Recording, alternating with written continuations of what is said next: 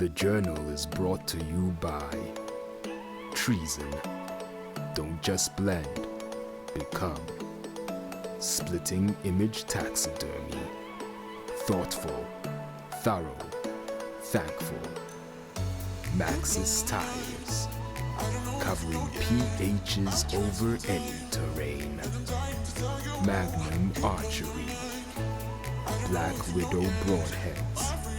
Always deadly. Carbon Core Arrows. 100% premium carbon. PH Toolbox. Helping you make your own adventure. Hey guys, and yet welcome to another episode of the PH Journals podcast, The Journal. A little bit of a different setting at the moment for those of you that are listening. We are outside here in the Boma area of Hunters Hill, and it's a beautiful day. That's partly why we're getting into this discussion today. Absolutely stunning day. The sun is beating down. It's a scorchingly hot day, and but one it's part of the reason why I felt it was so necessary to have this sort of discussion today, and we'll get into a little bit later. Just once again, just a big shout out to everybody. Congratulations to Luke that won the Treason hamper. Really appreciate everybody that has entered and supported the competition. Just going into the season, it's been it's going to be one met with many challenges, but at the same time one that I'm extremely excited about. So to those of you that are watching this on YouTube, guys, please hit the subscribe button, turn on the notifications, and if you enjoyed this episode, drop a thumbs up. All of this helps for the long period and really just keeps me motivated and helps for the long run for me to keep doing shows like this. Well, guys, to get into today's discussion, I wanted to discuss with you, and it's a topic that's popularly come up and been asked all over social media platforms, as well as it was asked at a couple of the shows that we were at in the States, and that's time of year to come out and hunt. Now, this is met with a lot of controversy, a lot of different opinions, but at the same time, I think it offers a great, how can I say, like a great way to experience Africa in a different light. And what I mean by this is that traditionally over the years, hunting has always been seen to be a winter activity, carried out over the winter period. Of course, in South Africa, likewise, I'm pretty sure around the world, there's things that have come up, like, the ratting of certain species, as well as just the cooler climates, cooler conditions, longer hunting periods and stuff like that. So it's become more traditionally known, the winter period, as the hunting destination, as the hunting period of the year. This also allows for certain areas in South Africa, under the proclamation of species to be hunted. So they only allow you to hunt typically from, I think it's about the 28th of April or May, right up until the end of August. So it's quite an important period, and it's quite an important topic to discuss. And why? Why has it become important? Well, over the past couple of years, those of you that know, or I mean everybody knows by now, but 2020 was met with a lot of challenges as far as COVID's concerned. And it didn't do our industry any justice as far as business perspective goes. A lot of guys will argue the fact, and I'm one of them, that it did benefit our wildlife immensely. It gave a chance to sort of recuperate, get into the phase and get into the herd numbers really well. It produced a really good outcome for our wildlife, and a lot of guys will disagree with me, but I for one, saw a huge benefit as far as the wildlife species is concerned by just giving it a year's break. But what happened is that in 2021, a lot of us know that a couple of safari companies and of course hunters alike, myself included, we tried to jam 2 seasons. We didn't tag out on 2020, so we wanted to come into 2021 and make up for lost time, make up for lost opportunities that we had in 2020, and we moved it a whole year forward. But we tried to jam 2 years up into that. And what this did was it allowed safari companies to push the limits, to push the boundaries a little bit, and accept clientele later on in the year or earlier on in the year. And what that means is that it brought clients out into the summer periods. Now, the summer periods are met with obviously breeding time of the year. For instance, right now it's February. Other than the scorching heat, we've got a lot of little ones running around. So it all based itself on clientele preferences. Were you coming out here to do a cull hunt? Were you coming out here to do a trophy hunt and those sort of things? And what it allowed is the hunter to come out to South Africa and experience a whole new world of hunting, a whole new way of doing things, a whole different scenery, different weather, different techniques, and it's quite a unique thing. And I'm speaking from experience because I've just done a hunt now in December. I've just finished a hunt now at the end of January, going into the middle of Feb, or actually the first week in Feb. And we were met with some spectacular scenery, really, guys. I mean, we would go out for the afternoon session and you would watch an electric storm curl over the mountainsides, and just you're met with this disarray of like Christmas lights just thundering down, and you can't help but sit and just be mesmerized by what has actually been happening out there. And it's an experience, and that's something that I've always really driven on my podcast and driven on my hunting platforms, is that people need to understand that this industry needs to be more about experience and less about the actual pursuit. The pursuit ties itself into the experience, but when people come out to our beautiful country, they want to experience everything. I mean, these last guys that came out here, Jason, Josh, Jerry and Cody, really great bunch of guys, and it really just boiled down to the smaller things. They just really wanted to experience pretty much as they wanted to take everything in. We went as far as even one night having different cuts of venison just for them to taste and experience. But set that aside, it allowed them to come out here, hunt in Africa at a different time, and experience the thunderstorms, experience the beautiful weather that we have, the heat, doing the swimming pool things, going out there, seeing the different kind of plants, the flowers that are blossoming, the smells have been out of this world at the moment. It's something that we would never really get in the winter periods because it's dry and it's cracky and it's all over the show. So that's what I'm trying to relay, is that it's different. It's completely different hunting now than what it will be in winter. Yeah, you met with a lot of challenges, and we'll get into that a little bit later. But at the same time, you can't help but stop and just be mesmerized by a lot of the scenery and a lot of the activities that are going on around you. And of course, there's two aspects from it, and I'm going to dive in quickly, just briefly on the first one, and I mean that by the hunter. What does this mean for the hunter? Well, it means that you coming out and you've got to be willing and openly honest with understanding that the way you hunt this time of the year is completely different to how you would hunt in winter.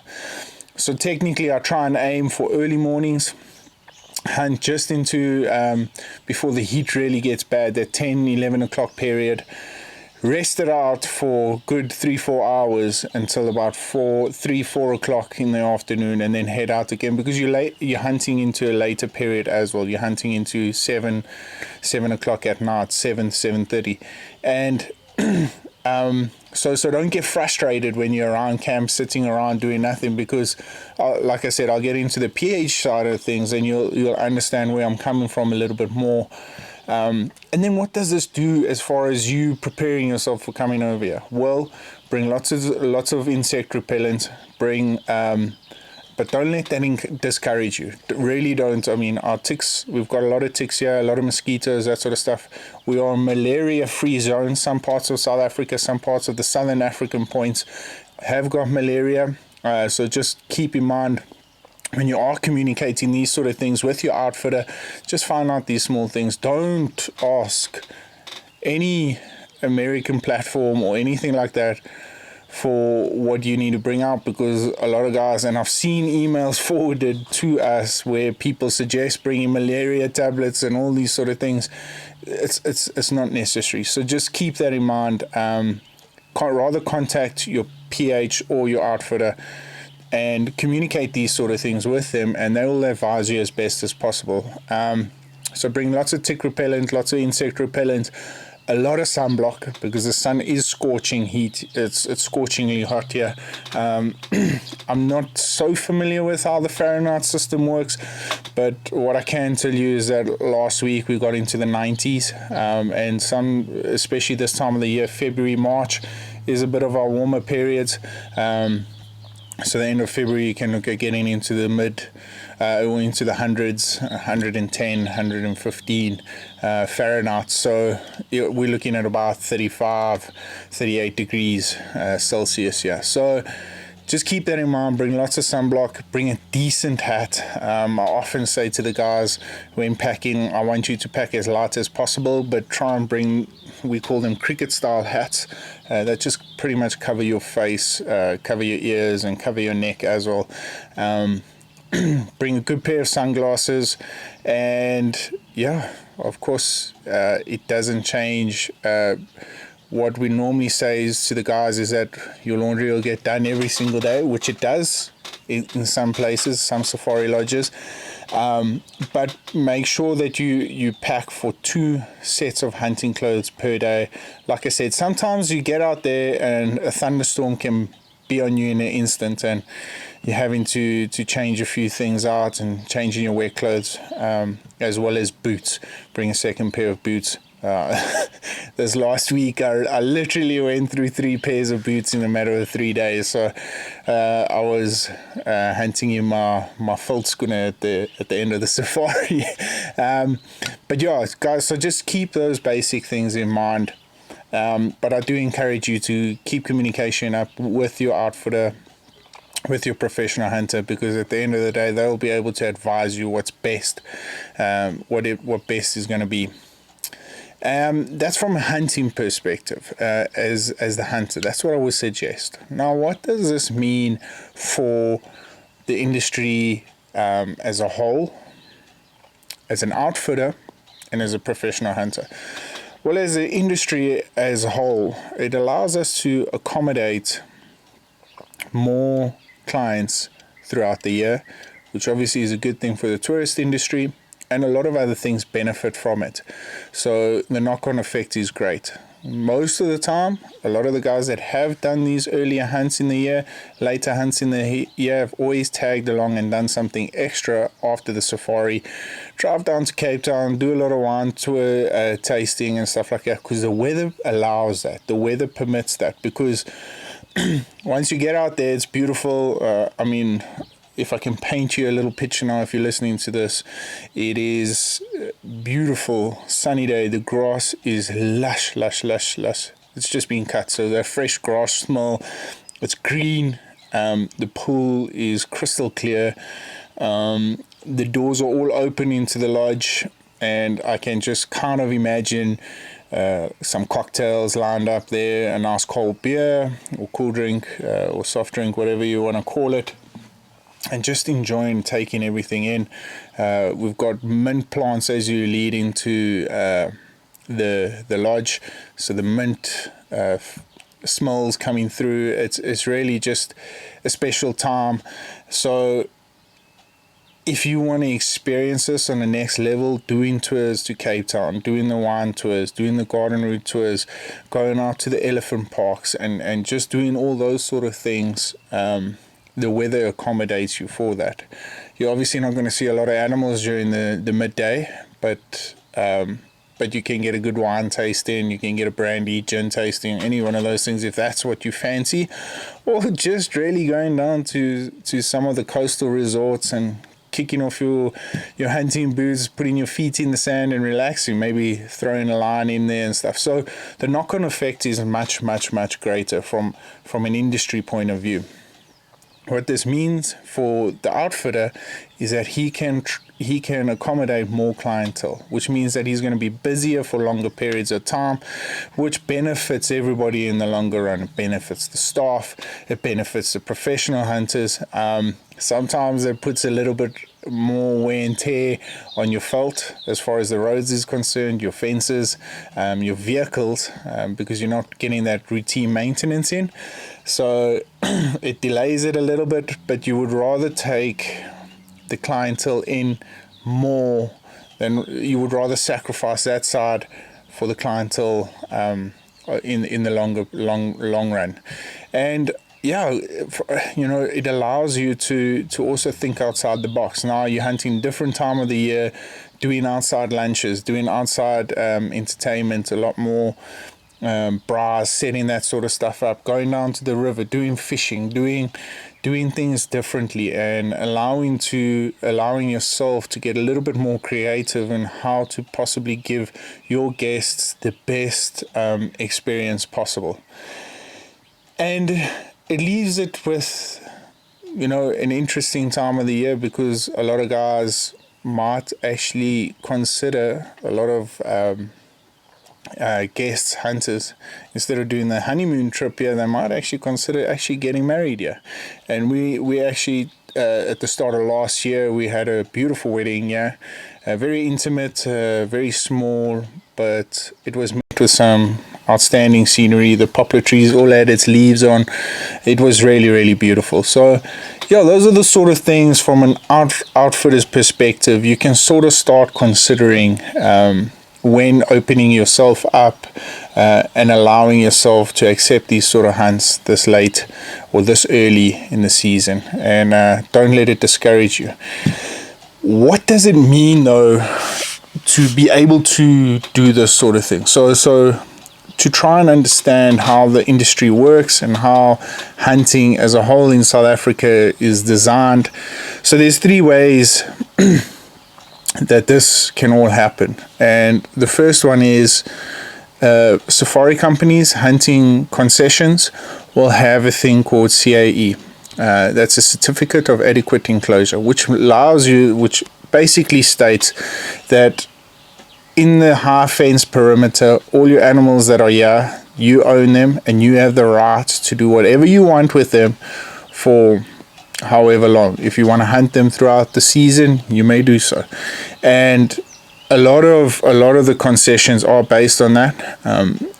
And then the free range stuff we'll get into a little bit later. So if your safari company has got this sort of certificate, it can accommodate you throughout the year. Obviously, they would have strict principles set in place, and I'll get more into that on the PH side of things, but that's the first one. Second one is conservancies. For instance, if I have touched on this on a podcast recently or last year sometime, conservancies are a group of farmers in a specific area that get together and do a lot of management interaction with the game.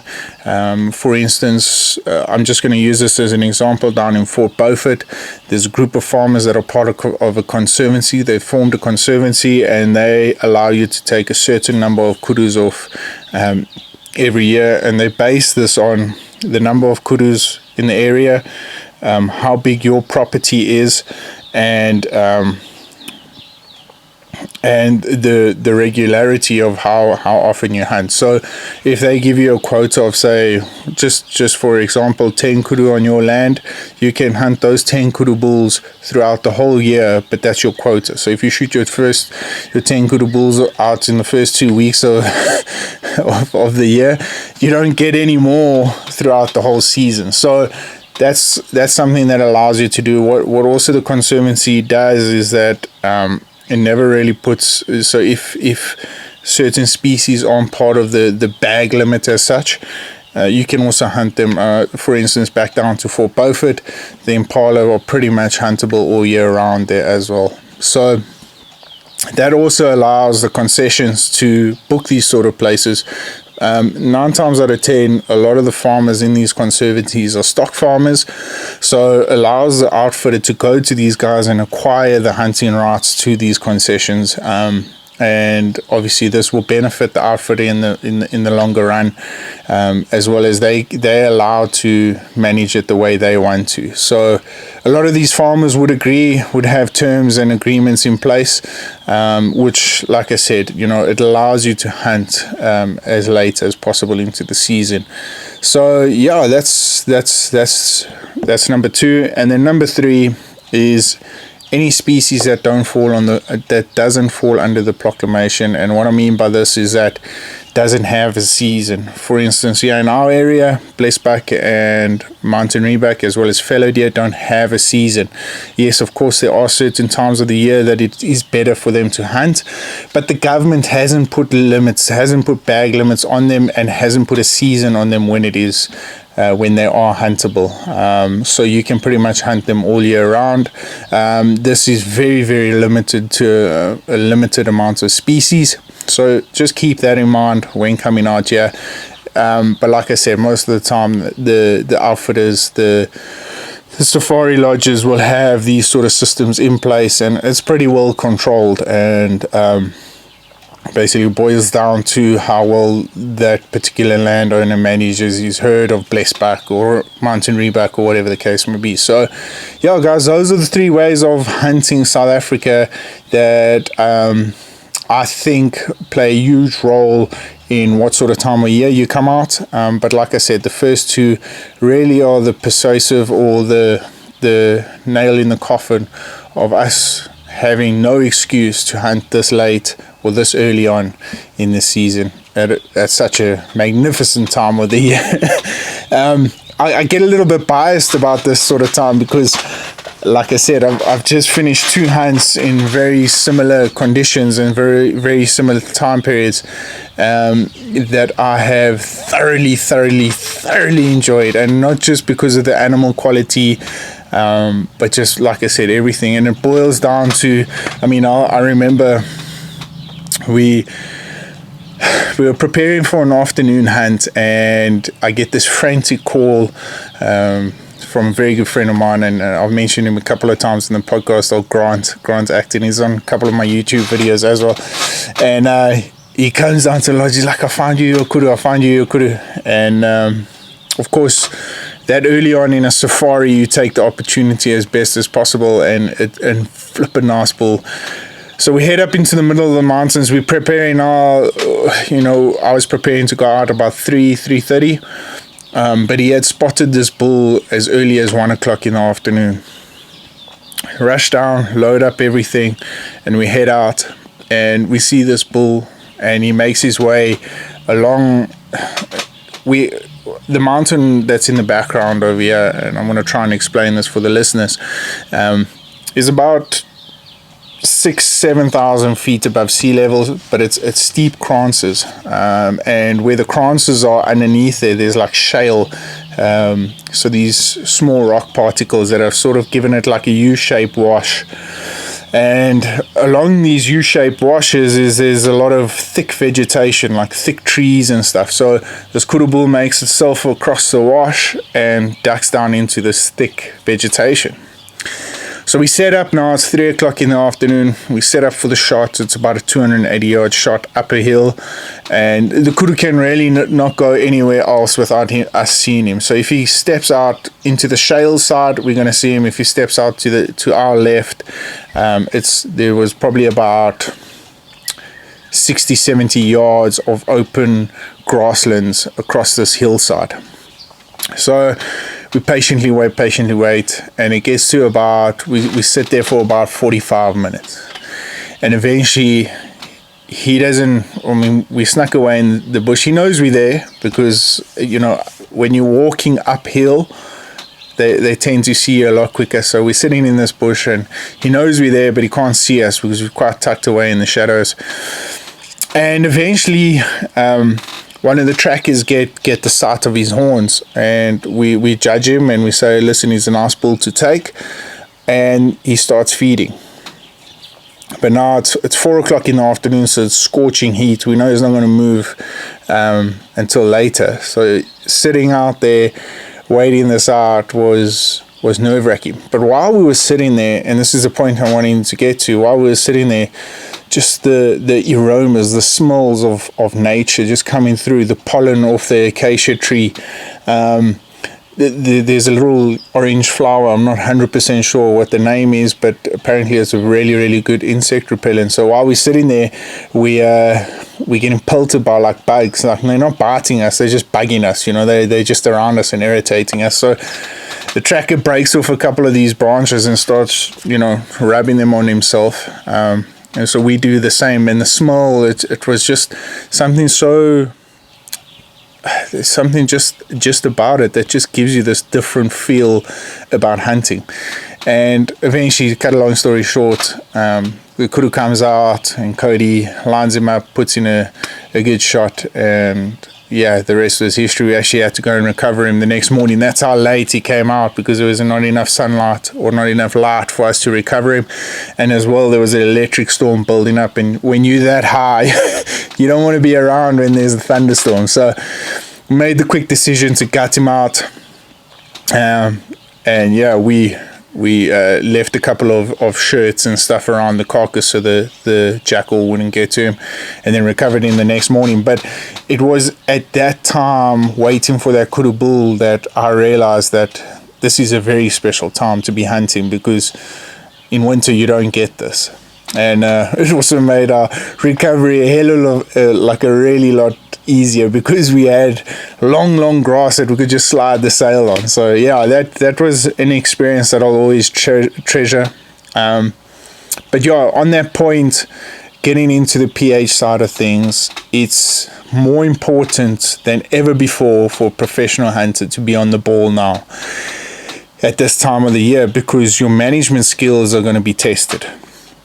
So what I mean by this is that if you've got a trophy hunter, you know, it's not about size. You've got to remember that. Of course, you would love to get your client the best possible size, but you've got to, in the back of your mind, you've got to play up on genetics, and you've got to play up on age. Is this bull worthwhile for breeding purposes? And is he going to reproduce? For instance, a couple of the species that we've got here, like mountain reback, from like 6-7 years old, they stop reproducing, but yet they're still in good enough condition to fight off the younger rams. So you actually want to start taking those guys out. So keeping all of that in mind is extremely important, and I think it benefits everybody in the long run. And you got to communicate that message with your clients. And a lot of clients, I must admit, that we've hunted, are all about taking off management, and it's for conservation at the end of the day. So they want to look after the herds that they come and hunt at, for future generations to come, and for their kids, their grandkids, whatever the case may be, to come and enjoy. So just communicate that message across, and just say, listen, you know, this is the way we hunt. We're going to become more and more picky. You'll find as a professional hunter, you pass up more and more opportunities on trophy animals, because you get fussy within yourself of what you want to take, why you want to take it off, and where you're going to take it off as well. So that's important, you know, just monitor the herd numbers and monitor the age of the animal is critically important. So, you know, and likewise with the cull hunters. So the cull hunters, you don't want to be taking off females with little lambs or a lot of young ones. You also, you know, this time of the year, and then later on in the season, like just after the breeding season, you also don't want to be taking off pregnant ewes, pregnant females and stuff. So it becomes a little bit tricky. Like mentioning Grant again, while we were in the States, he did a cull hunt here in January, and he just said it was so difficult, because you're passing up animal after animal, because you're looking for the old females, you're looking for the ones that can't reproduce, that have nothing more to give to the herds, and the opportunities are few and far between. You know, how often do you get more or a lot of old females in a herd for a cow hunter? It's not often. It's difficult. It really is difficult. So yeah, don't take it for granted, and really, guys, just hone in on your skills and take this and use this as an opportunity to learn a lot more. And like I said, I always use the off season for preparation, for knowledge, and for understanding. What better way to do it than when you're out in the field, walking around amongst the animals to test your skills, and it really it puts a different light on the whole hunting aspect. So keep that in mind. That's important. And then last but not least, something looking back now, something I've never ever thought of. Never. I've heard the older generation always say it, client management, and you think to yourself, these guys are coming over here with, a lot of them have got a lot of experience in hunting, and a lot of them might not have as much experience, but they have somewhat sort of idea of hunting. But I never thought of it until last year, January. I had 2 French clients out here, and obviously the conditions from Europe to South Africa, especially in the summer months, it gets a lot hotter here than what it does up north. And you know, I've done hunts in the summer period, but it was really relaxed. I mean, sometimes we would go out hunting, sometimes we wouldn't, and then if the client didn't feel like it, he would tell me he wouldn't feel like it. But with the French guys, number one, the communication was a barrier. The communication barrier was an issue, and number two, they were just such keen hunters. They just wanted to go all the time. So after the 3rd day, we came back into the lodge and we hunted hard on buffalo, and the 2 guys, I had a look at them, I was like, holy crap, these guys are sun touched. The sun's got into them, and they're not gonna. And the one guy actually snuck off during lunchtime and, you know, went back to his chalet, and he just said he wasn't feeling well. Now, fortunately, our chef can speak French, so, you know, eventually we get the communication out there that these guys might have a severe case of sunstroke. And this didn't faze me. I mean, you know, myself being involved in the sun most of the time, like I said, with, you know, doing farm maintenance or doing fence checking or anything like that, you're not aware that this could be happening to clients, you know. So that became extremely important. It was a huge eye opener for us. Although we did the sunblock and we did all that thing, just basically being out in the sun and getting drained from fluids and all that sort of stuff just made it really, you know, hunting in the thick acacia bushes with the heat beating down on you, you're sweating constantly and stuff. It just really made me realize that, geez, this is where client management comes in. And, you know, now I've evolved the game a little bit. I've updated. I've you know, we regularly put sunblock on. I've invested in quite a bit of juice that has more electrolytes in it that I haven't yet, but I'm going to be traveling more with it in my vehicle. Just so that you're constantly replenishing your fluids and you're putting back in what's getting taken out. And you don't realize how quickly this gets taken out because of the heat. So that's one thing to keep in mind as a professional hunter is client management. Constantly talk to your clients, how they're feeling, do they feel like, and don't push the barriers. And that's why I say communicating with them at the start of the safari that this is going to be a different experience, a different way of hunting is critically important, because they might get a little bit frustrated with you because you're not constantly going out there and beating away at animals. You're actually managing this hunt. You strategically planning these things around situations and vulnerable situations. So keep that in mind. That's extremely important, and that's why I left it for last, because you know, like I said, I've learned a lot in my career from the generation before me, the older guys. And I've never appreciated it more until you get put into that situation that you think, that little light bulb comes up and you're like, yeah, I remember them telling me about this, and you're never quite aware of it until it happens. So to try and prevent that, I'm sharing this with you guys, and I'm hoping you guys take it to heart and really take it seriously, because it's a difficult thing to do, and it's extremely frustrating. Don't get me wrong, for a PH and a hunter to sit around lodge sometimes for like 3 hours, but take it in, have a nap, sit around the pool. As a PH, drink a couple of soft drinks. As a client, if you feel like it, just remember your limits and know your limits. Have a couple of cocktails or anything like that. So, yeah, guys, that's basically what I wanted to touch on today. I've had an extraordinary safari this past week. With Josh and Jason. Cody and Jerry they joined Jason, the other PH, on the safari. We shot some incredible animals. I mean, we shot this 31-inch waterbuck, spotted him along the hillside, grazing, early morning, like 6:30, and we made a plan. I left my tracker behind, and we figured out we're going to walk in this ravine up and get to sort of eye level of him, and then walk around the hillside until my tracker told me that we should be close enough to see him, because he was grazing into a thicket.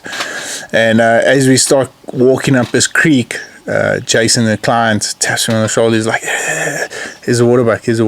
And I literally picked up my binoculars, and for 10 seconds, it must have been a split second, and as I glassed him and I said, that's the one you need to shoot, and he did, and it came to just over 31 inches. And oh man, when you shoot a quality animal like that, you sort of think, yeah, it's taken me years to get an animal like that for a client. And then for 3 days you're chasing after eland, and with like I said, this time of the year, it offers you different experiences, and one of them is hunting in thickets and thick trees. During the winter time, all the trees lose its leaves, so you can literally look into a tight area, a forestry area, and you can pick up a bit of movement and stuff. But literally, when every tree's got a leaf on it, it's so much more difficult. So as an animal as big as an eland, you can honestly lose them or lose sight of them when they're moving through these thickets. And so for 3 days straight, we chased after a good probably eight eland strong. And there were a couple of bulls that we had our eye on them, but typically, like I said, this time of the year, you're looking for those big old bulls, smashed up horns, big brush on the forehead, and because those bulls can tell a story. Those bulls have been around the block. They never get long. Those old bulls, it's like a buffalo bull. They wear their points down, and it's just from constant fighting and rubbing up against brushes and dominance, and they get nice big navy blue, like steel blue necks, and you can pick them up from a mile away. Anyway, so literally on the last day, with the whole COVID story, you got to go and get COVID tested and stuff like that. So last day, last try, we, in the afternoon, late afternoon, we set up quite high elevation off the flatlands. So we had, the setup is, you're on a hillside, there's a road going across the hillside. It's probably about less than that, about 400 yards up into the mountain, this road is, and you glass down into this flat, and to your right you've got an extremely thick acacia forest, and to the left you've got this open flat land that goes into a nice big dam. And we've seen the bulls in there before, so we go there, we set up, and we take our time with glassing. Eventually Jason picks them out. And from up there, we took our time, nice and calm. It took about 25 minutes to plan our strategy. So again, leaving my tracker up top, because once you're getting the thick stuff, I mean, those of you that know and hunt forestries, you get so disorientated. So it's nice to have a little bit of, and normally because we were going to come from the other side, you don't have a landmark. You can't landmark where you're standing and glassing because you're coming directly from the opposite side. So you can't look down from where you are because it looks different from the other side. So anyway, I leave my tracker behind, Courtman. We're on radios, we're chatting the whole time. The wind's swirling down there because it's a nice big basin. So you're constantly checking the wind. Anyway, cut a long story short, we go around, we start the stalk, and we're about 30 minutes into the stalk, and I can feel the wind start swirling. I feel this chill behind my back of my neck, and I think, yes, this wind's turned on us, and it's coming straight across us. Now, keep in mind, we're about 30 yards, I'm not 130 yards from the eland, but it's so thick you can't get your shot in, so you're going to maneuver into a place where you can pull off a good shot. And I feel this chill in the back of my neck, and I think, oh, yeah, we go, this wind's turned on us. So I tell the guys just to hang on. And with that, my beautiful little dog, I love her to bits, old Kelly, she somehow gets out of her harness off the back of the pickup, and she saw a herd of red hartebeest, and she legs it straight to the left of us and starts yapping at these things probably about 400 yards away from us. Whether it worked in our favor or not, Courtman radios in and is like, the eland are showing interest. They're distracted by the noise that's coming from that side. So with that, we use that opportunity to sort of walk down to the right of us and get sort of an angle for the wind. And we get up and we look, and Henry, he's guiding me to a spot where we think we can set up with the sticks, because the whole setup is Henry's walking with the sticks because I'm constantly on the radio, and all of a sudden I see Henry throw the sticks out, and I'm like, yes, what the hell is going on here? There's no way that we can get in an opportunity now. And he points and he says they're just there next to that tree. And as I glass, what I typically look for in the eland is like I said, a big brush, broken down, but it's the body condition that I'm looking for. Big body, blue neck, big dewlap, because that's going to tell you age. And I sussed this bull out. I was like, yes, this is a big bull. He's probably about 10, 11 years old, maybe even 12, with the brush coming down all the way to the base of the, just before the nose starts. Big brush, big dark brush. And I look and I'm like, Jace, that's the one you need to take. Not long in length at all, but just a bull that can tell many, many years of stories, So anyway, set up Jason. He nails the perfect shot. And the herd take off, and, suspecting an eland and the body condition that they're in, that he would take off and would have to do a follow-up shot. And you can't, like I said, you can't see it. It's so thick. The trees have got leaves on, so you can't see movement, whether, there's a bit of dust or something that has gone down or anything like that. So I see him shoot. I'm like, reload. We pick the sticks up and we start walking towards, because now what you want to do is, it's a good shot, but so you want to get onto the blood trail as quickly as possible. So we're walking straight there, and he's like, it's down. I'm like, I can't believe this. There's no ways. Get there, and it's picture perfect shot. So on my bigger animals, I always tell guys to place it on the shoulder, because you want to put that handbrake on, and you're going to hit the vitals anyway. But once you break the shoulder, he's sore, he's hurt, he can't move much more. So, and that's exactly what he did. And just the pink foamy blood coming out, and you knew straight away that was picture perfect. So incredible start to the 2022 season. Out of this last safari, out of the 6 animals we shot, 5 of them were gold medal, 1 will get to silver, and I'm extremely happy with the start. So yeah, it's been a really, really good start to the season. Well, guys, on that point, just once again taking this opportunity to thank everybody that supported me, especially on this journey I've taken. And I thank you so much for all the kind messages, comments, advice, everything that everybody has shared with me, entering my competitions, everything. It's been an unreal experience, and it's something I'll treasure for the rest of my life. And yeah, once again, if you guys have got any questions or any suggestions on podcasts, YouTube episodes or anything, keep an eye out on the YouTube. I'm hoping Reese from Nyala Republic will be ready with my first episode this weekend. I'm excited about that. And yeah, so if you have got any suggestions, any advice or anything like that, please hit me up. I'll try and reply to as many and all of them as possible, and I just want to share this experience with you guys. So yeah, once again, thank you guys, and thanks for tuning in, and don't forget to subscribe, like and follow. Until then, if you are, happy hunting, stay safe, stay blessed and stay humble. Catch up with you guys soon. Cheers.